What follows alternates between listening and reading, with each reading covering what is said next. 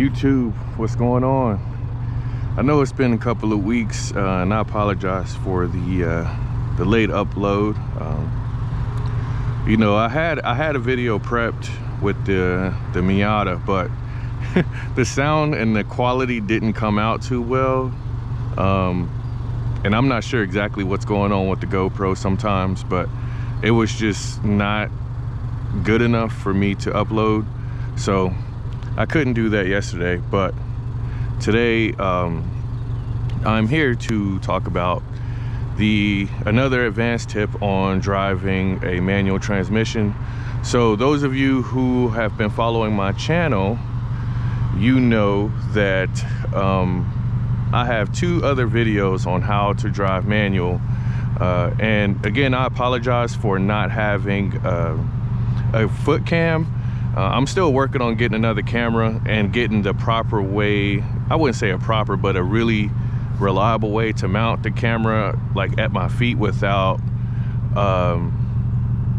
having the camera fall.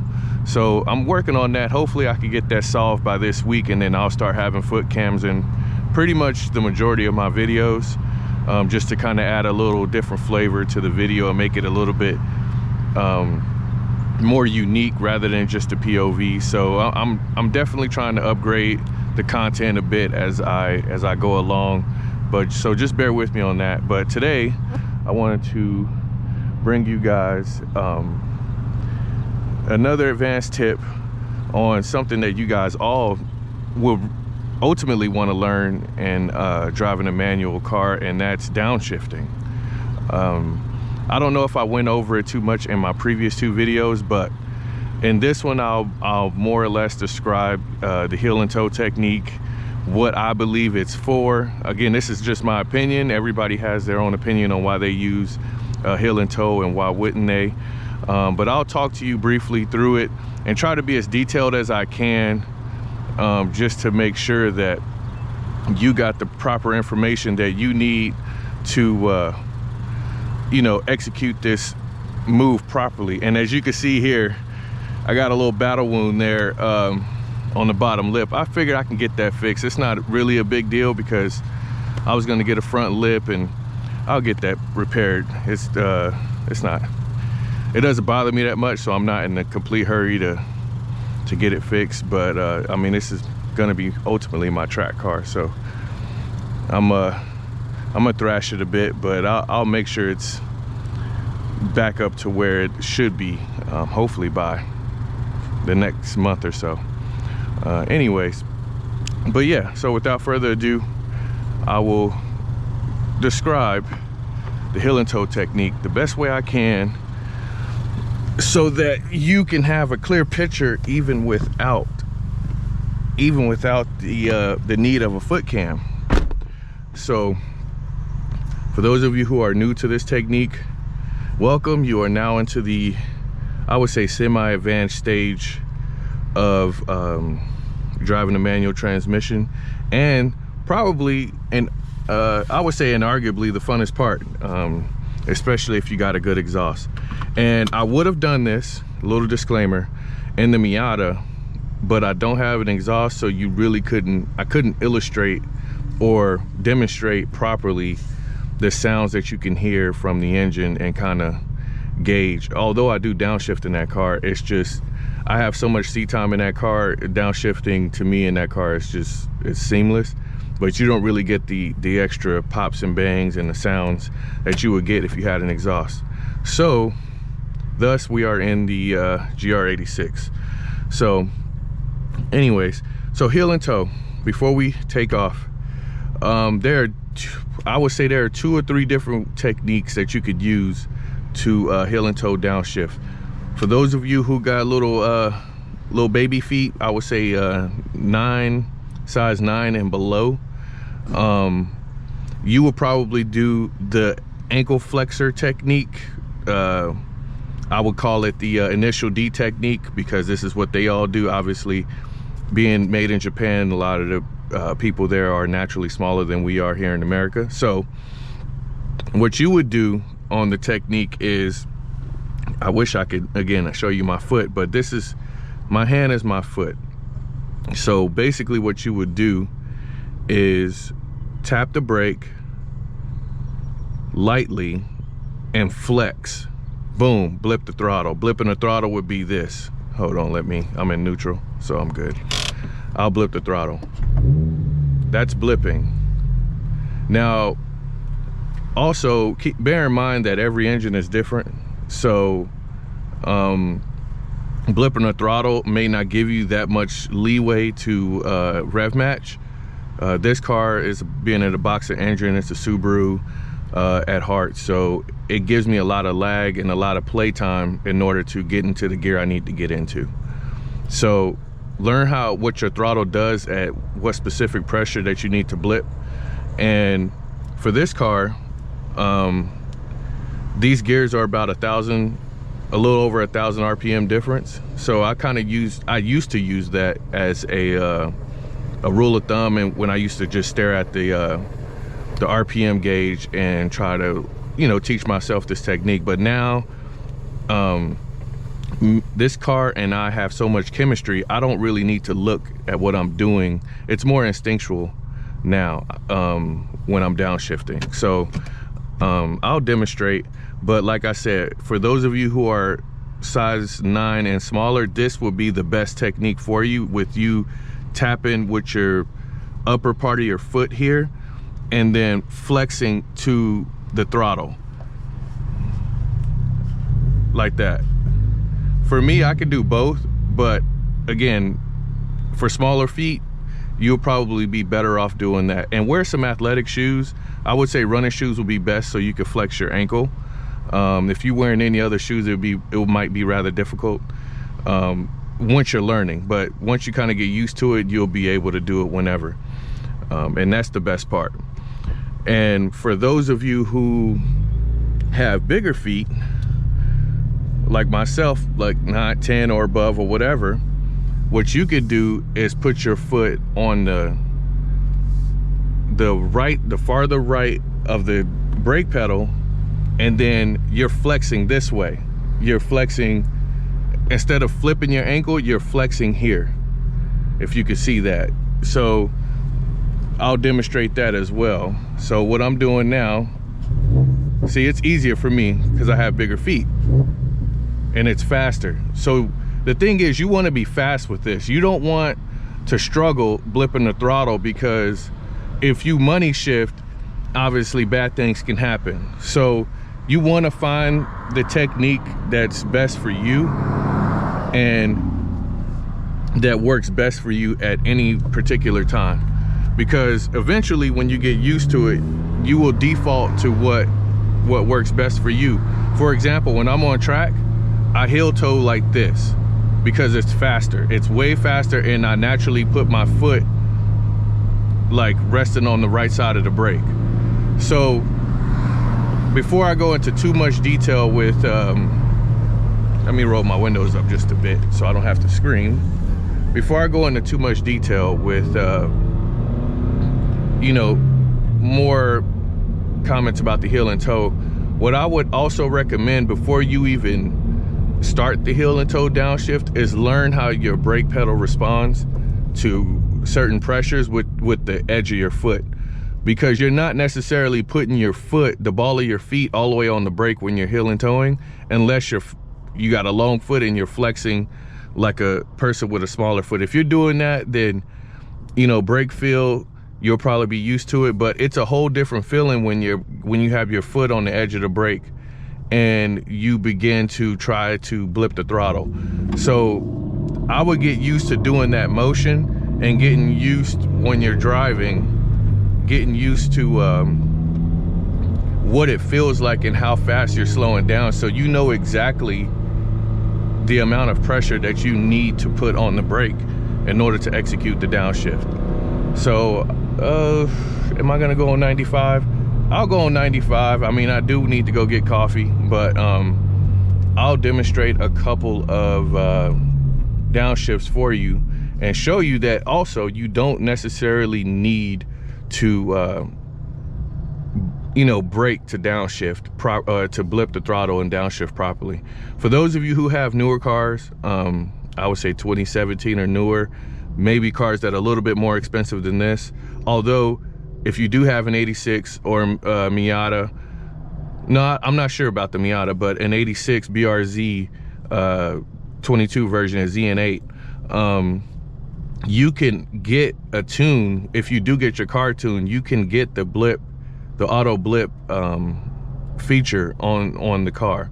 And for most newer cars, the SIs, the 2022 SIs and up, and they have the BMWs. Pretty much every newer car that has a manual transmission has a Rev Match feature, the Integras, stuff like that.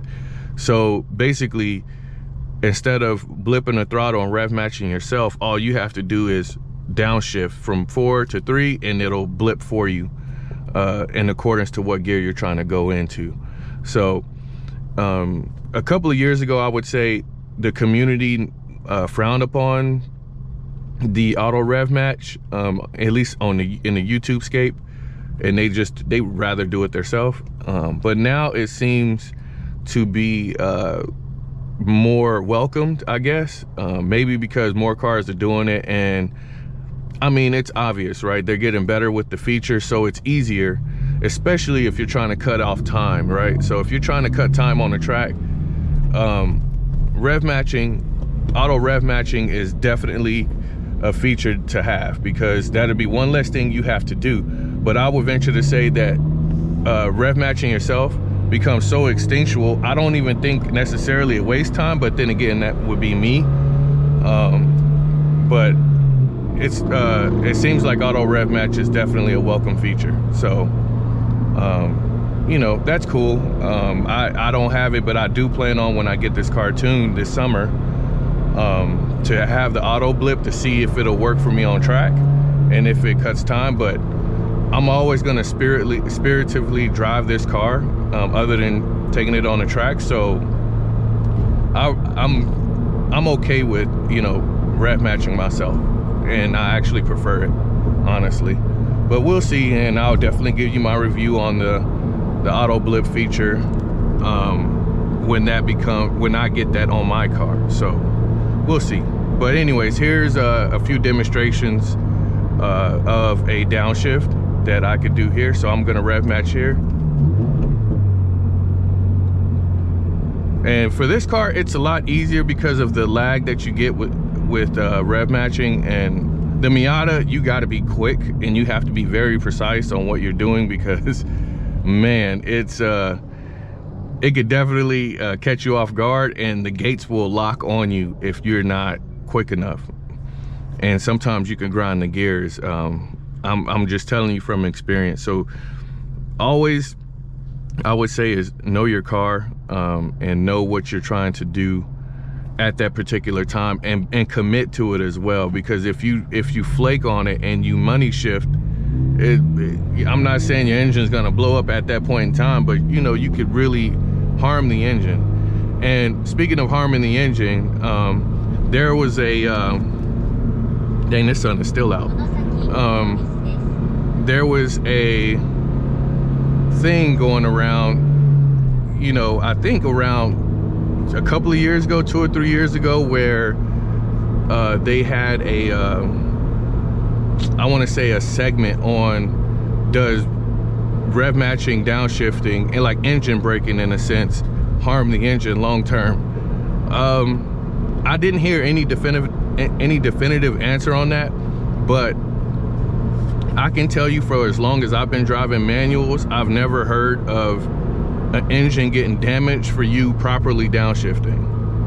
And honestly, it makes the car brake smoothly, and you save the life on your brakes too as well. So I've gotten a few cars over 100K, well over 100K, that are manual transmissions, and I downshifted all the time and I've had no issues. So I mean, honestly, I couldn't tell you if it was you know, a problem or not long term, because I haven't had that issue. But there's a video out there called by this YouTuber called Engineering Explained, and he goes into like the math of this stuff. Like he deep dives it, which is very, I think it's very informative, very educational. Oh my God, they had an accident there. and they'll tell you about what engine braking does. But to me, it just seems like it's natural for the car to do that. So I don't know exactly what that comes of, but you know, it is what it is. I think downshifting is the best thing to do for a car like this, and it's the funnest. So like I said, I'll go back to the heel and toe. As you can see, I demonstrated the heel and toe here. I could do it again. And this is me doing the right brake or farthest right side to the throttle. So I'll do it here. That was a little soft. So again, that's knowing your car. That was a little soft. I could have blipped a little harder on that. So I'm glad I messed up so I can explain what I could have done. I have to blip harder because I was going too fast. So now without the heel and toe, you could also just blip the throttle and downshift too. So I'm at what, 2,800 RPM, almost 3,000. I can go to 3 right now, just barely blipping.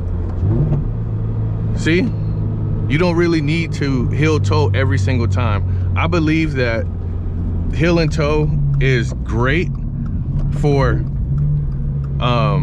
momentum and maintaining momentum when you always need to stay in that RPM range as far as like torque that you need to get out of a sticky spot. But also you get style points in your head. Obviously no one cares if on the outside, unless they're car people like me, if you're downshifting and you get a good one and you get the pops and bangs and everything. But I think that for the most part, the heel toe downshift technique is just something that will keep the car running smooth, and it gives you more engagement, more life in the car. Like, it gives you a bond that you can create with the car, especially the type of chemistry that you get knowing that you can downshift, you know, with your car without even, for example, in my case, without even looking at the RPM gauge or listening for particular sounds. Like, I could talk to you and downshift with no problems. So I think there's a huge benefit in doing that, and I would say just practice your braking first, and then practice your technique of flexing your ankle and your foot, depending on which kind of technique you want to do. Like I said, people with bigger feet, it's easier to do it this way. I'm telling you, I got a size 12. Bam. It's real easy, and you get used to it after, I would say, maybe 2 or 3 weeks of doing it. You'll get used to it, and it becomes instinctual. You just got to practice, man. And even, you don't necessarily need a track for a real life scenario. I mean, just to kind of get the open road and practice. I'm practicing in regular traffic, and I think getting out and getting some seat time with the manual, the more time you get, the better you get. I think I have become, over the past year, a way better driver than I was before. And active driving is safe driving, in my opinion. So that's all I got. Again, I know this video dragged on a little bit long for a tutorial, but I just wanted to try to explain as best as I could, being that I didn't have a camera, and show you guys, like, hey, you know, you could do this too. And this is the fun part of driving a manual. This is why the enthusiasts do what we do. We, you know, rev up, go into forward. This is why we drive. This is what we do. All right, I'm at 54. Downshift. No heel toe needed. And I stay within that range to maintain momentum. And this van wants to pass me. I'm not gonna race him today. I mean, the speed limit is 40, so I'm gonna slow down. But anyways, I'll close out the video here, guys. Those of you who stayed, you know, all the way through this damn near 20 minutes, thank you. And shout out to the new subscribers. I appreciate y'all, and definitely be looking for another camera this weekend. So I'll try to get that set up and get it properly mounted, and do a Miata video hopefully this weekend. So that's it. I'll see y'all on the next one. Peace.